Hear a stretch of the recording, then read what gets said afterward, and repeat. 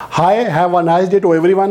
England और भारत के दरमियान 5 T20 इंटरनेशनल मैचेस की सीरीज़ का अख्ताम हो चुका है, जिसमें भारतीय टीम ने 3-2 के मार्जिन से कामयाबी हासिल करके न सिर्फ इंग्लैंड की लगातार फतूहात का सिलसिला रोका है, बल्कि ICC T20 रैंकिंग में भी बड़ा फ़ायदा उठा लिया है। वो फ़ायदा क्या है, इससे इंग्लैंड को कितना नुकसान हुआ है और भारत को कितना फ़ायदा हुआ है, और इसके अलावा इस सीरीज़ में दोनों टीमों की मजमूई बैटिंग कारकर्दगी कैसी रही, किस टीम की जानिब से ज़्यादा छक्के चौके लगे, किस टीम की जानिब से ज़्यादा 50 बनी और किस टीम की जानिब से ज़्यादा तेज़ी से रन्स बने, और इसके अलावा इस सीरीज़ के जो टॉप 6 बैट्समैन थे वो कौन थे, ये सारी तफसीलात आप मुलाहिज़ा कर सकेंगे इस मुख्तसर सी रिपोर्ट में।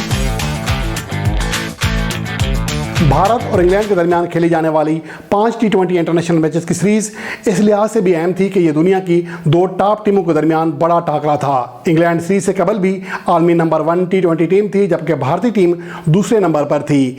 ये सीरीज़ इसलिए भी अहमियत की हामिल थी कि अक्टूबर 2018 से इंग्लैंड कोई भी बाहमी T20 सीरीज़ में शिकस्त से 2-4 नहीं हुई थी, जबकि दूसरी जानब भारतीय टीम भी अगस्त 2019 से लगातार फतवात समेट रही थी, जिसे इस अरसे में दुनिया की किसी भी टीम के खिलाफ बाहमी T20 सीरीज में शिकस्त का सामना नहीं करना पड़ा था। यूं ये दोनों टीमें ही इस सीरीज से कबल नाकाबिल शिकस्त थीं, अपनी फतवात का सिलसिला मजीद आगे बढ़ा रही थीं।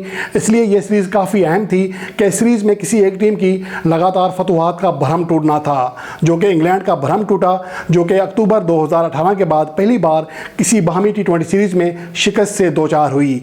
इस सीरीज में भारतीय टीम एक मौका पर सीरीज के पहले 3 में से 2 मैचेस हारकर 2-1 के खसारे से 2-4 थी, लेकिन इसके बाद भारतीय टीम ने भरपूर अंदाज में कमबैक करते हुए आखिरी दोनों मैचों में पहले बैटिंग करने के बावजूद कामयाबी समेटी।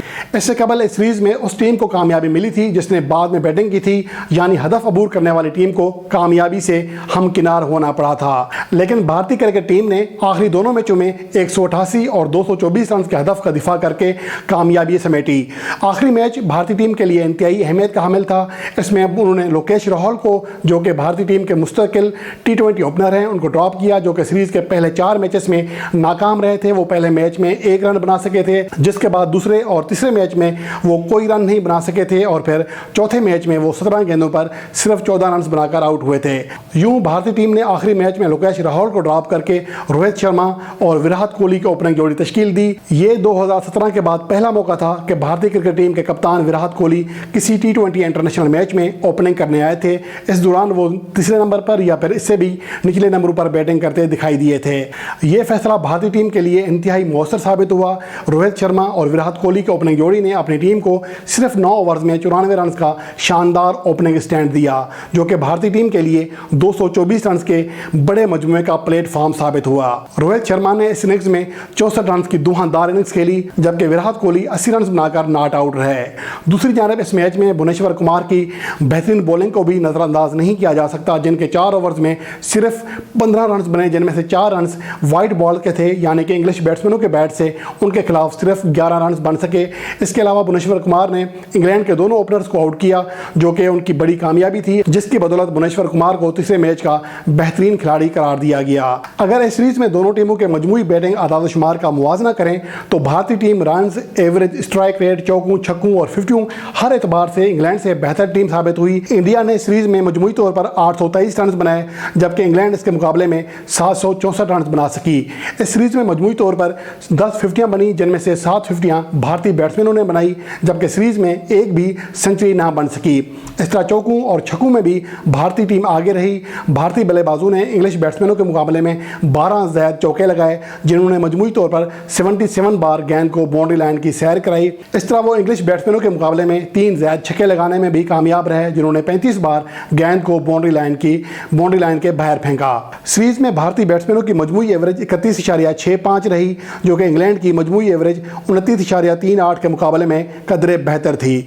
भारतीय टीम ने सीरीज में मजमूई तौर पर 140 के करीब तक स्ट्राइक रेट से रन बनाए, जो कि काफ़ी बेहतर स्ट्राइक रेट था, और इसके मुकाबले में इंग्लैंड के बल्लेबाजों का मजमूई स्ट्राइक रेट 136 से कदरे नीचे रहा। इंग्लैंड और भारत के दरमियान खेली गई 5 टी20 मैचेस की सीरीज में मजमूई तौर पर अगर टॉप 6 बैट्समैनों पर निगाह डालें तो इनमें 4 इंग्लिश बैट्समैन दिखाई देते हैं। अलबत्ता सबसे ऊपर भारतीय कप्तान विराट कोहली थे, जिन्होंने 5 मैचों में सबसे ज़्यादा 231 रन बनाए। उन्होंने ये रन 115.50 की बेहतरीन एवरेज और 147 से ज़्यादा स्ट्राइक रेट से बनाए, जिनमें 3 फिफ्टियाँ शामिल, और उन्होंने तीनों ही फिफ्टियाँ 70 से ज़्यादा रन की बनाई। इस तरह इंग्लैंड के जॉस बुटलर 172 रन के साथ सीरीज के दूसरे टॉप स्कोरर रहे, जबकि डेविड मिलन ने 148 रन बनाए, जेसन रॉय ने 144, शियान एयर ने 121 और जोएन ब्रेस्टो ने 118 रन बनाए।